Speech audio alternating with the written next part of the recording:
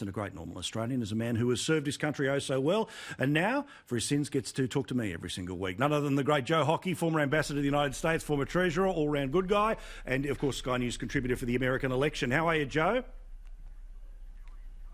I'm great, Paul. How are you? Mate, I'm good, fighting fit, and you could see what was happening about that Trump rally, right? You could see that the media was going to say if too many people turned up, it was a coronavirus bomb. If not enough people turned up, then somehow his campaign is in free fall. But then there's this sort of weird X factor of people claiming that they somehow hacked the system and were able to book seats but never planned on turning up because they wanted to embarrass him with a small crowd. What is your view on what the size of the crowd means, if anything, for that Trump rally in Oklahoma? Well, the problem was that the Trump campaign and the president himself was telling everyone that there were 1 million registrations to go to the rally. Now, Tulsa is a city of about 350,000, so roughly the size of Canberra. And if there were going to be 1 million people, or there was going to be 200,000 or even 150,000 or 100,000, then surely everyone on the ground would have seen people coming into town. So there was a gross misjudgment in the campaign about putting that out, but they obviously believed it.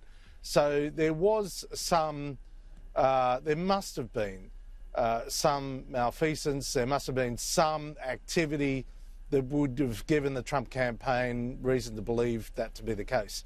The second thing is people are just utterly confused in the United States about what to do in relation to coronavirus.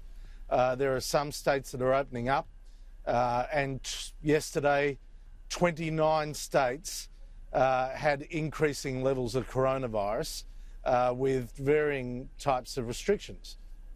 So in Florida, people are in the main wearing masks, but in Oklahoma, they're advised to wear masks.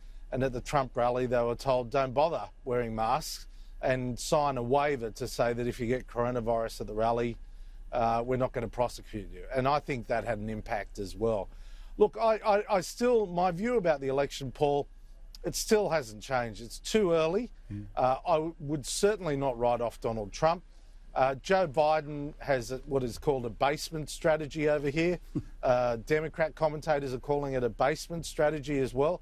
It's working for him at the moment in the polls, but I think that'll turn as we get closer to the election. Now, also, I mean, let's talk here too, is that normally speaking, about 4 and a bit months out from an election, this is when you're starting to really fire things up. Conventions aren't too far away traditionally. The debates are not too far away traditionally. So is COVID something that you're starting to read and hear is going to disrupt the ritualistic things that are the path between here and election day? Is there any decision about things like, will there be the big glitzy stuff? Is it all done online? Will they be debating on Zoom?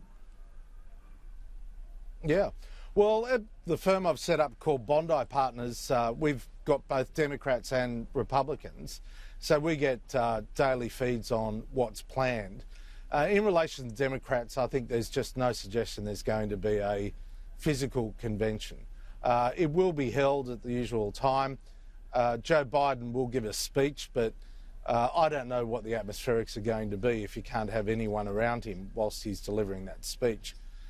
So he has gone into full protection mode, wearing masks, and unless there's hardly anyone there in the audience, then he doesn't wear a mask. So, the Democrats are making a point of being very guarded about it, and they are protecting him. There's no doubt about that. Donald Trump is itchy to get out. After the original venue for the Republican convention said, look, we don't think you'll be able to have a mass gathering, the Republican Convention Committee looked around, found Jacksonville in Florida, which is a pretty big city and has a Republican mayor. So they're going to hold a lot of activity in Jacksonville and Florida, and they're certainly planning for significant events. Now, that's going to be a two-city convention for the Republicans because they can't walk away from their original destination. They have contractual obligations, but they're actually moving a lot of the activity to Jacksonville in Florida. It's, quite frankly, it's going to be a hell of a process because both the Democrats and the Republicans have legal requirements as to how they conduct their endorsement process, and how they do it without people, Lord knows. Well, it reminds me of WrestleMania 2, where they didn't just have it in one arena, they had it in multiple, all the way around the country. King Kong Bundy and Hulk Hogan in a steel cage. Anyway, that's as far as I go with you on that. Also, what's been fascinating... Killer Carl Krupp, too. Of course. Well done. Well, I like it. All right. Now, also, we talk about the V recovery versus the L recovery. For obvious reasons, an incumbent president, regardless of who it was, wants... when there's nothing structural that ended up taking away tens of millions of jobs, you want them to return as much as possible. You want restrictions lifted to reintroduce demand to the economy. Obviously, there'll be those that, out of an abundance of caution, will try to deny him that economic recovery. Again, I ask you this question every couple of weeks. Is your sense that it's V or drunk L at the moment? Well, it's still really hard to tell. If you look at the equities market, in the stock market, Wall Street, you'd think everything's fine. In fact, it's back to what it was. But just on yesterday, I caught up with a chief financial officer of one of the biggest hotel chains in the world, and he was, upset that he'd just laid off 2,500 employees in corporate head office. Just in the corporate head office here in Washington, D.C.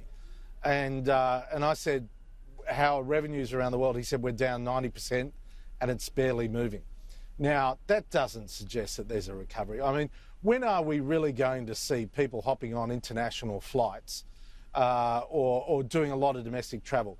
Here in the US, people are coming up to the summer holidays. As you know, there's 3 months when you've got the kids. Everyone's wondering what they're going to do during that period. Recreational vehicles have gone through the roof. Caravan parks, or trailer parks as they call them here, they're all sold out, can't get a spot. But people are really nervous about getting on planes and really nervous about staying in hotels. And I don't think it's going to change.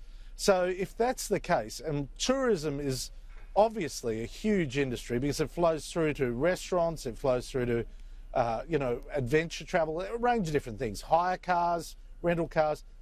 It's just not going to be a V-shaped recovery. And so what I see is that it's going to be patchy, Paul. It's going to be patchy in various areas, but it's got a long way to go.